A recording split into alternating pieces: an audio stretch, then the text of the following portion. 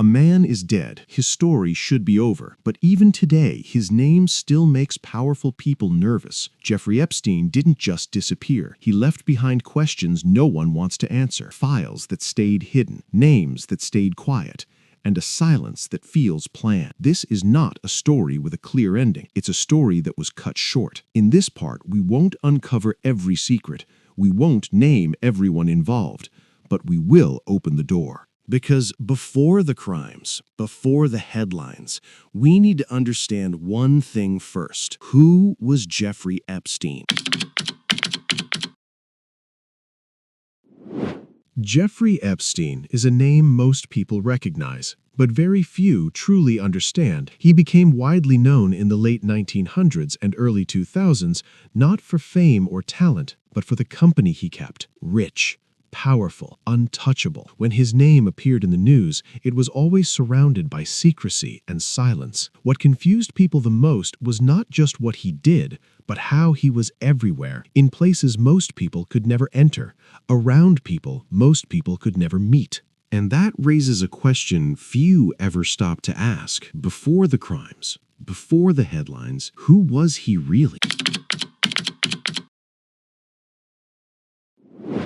Jeffrey Epstein did not come from power. He was born into a normal family and lived a life that looked ordinary at first.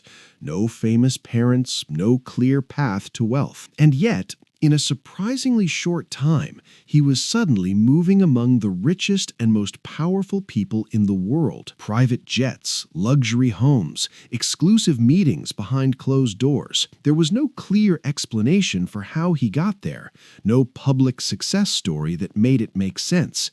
And that's what made people uneasy. Because people don't rise this fast and this high without help.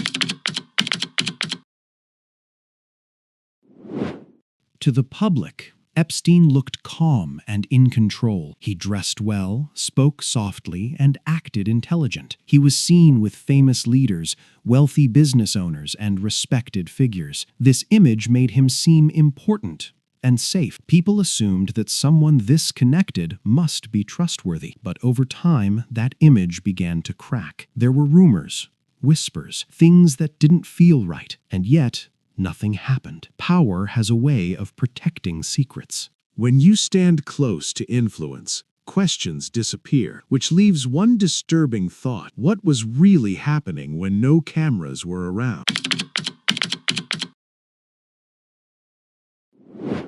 After Epstein's arrest, something even more powerful than the man himself remained: the files. These were not rumors or opinions, they were records.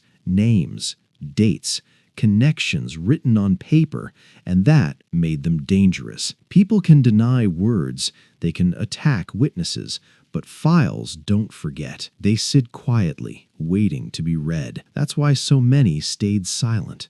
That's why answers came slowly or not at all. Fear doesn't always look loud. Sometimes it looks like delay. Because these files didn't just tell stories, they pointed lines between people who never wanted to be connected.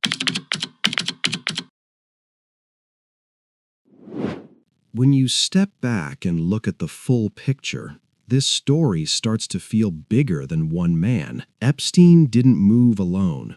He didn't rise alone.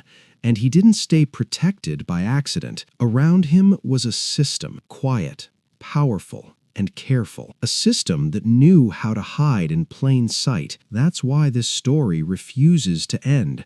Because if Epstein was truly acting by himself, the answers would already be clear. The files would be closed. The fear would be gone. So the real question isn't just who Jeffrey Epstein was.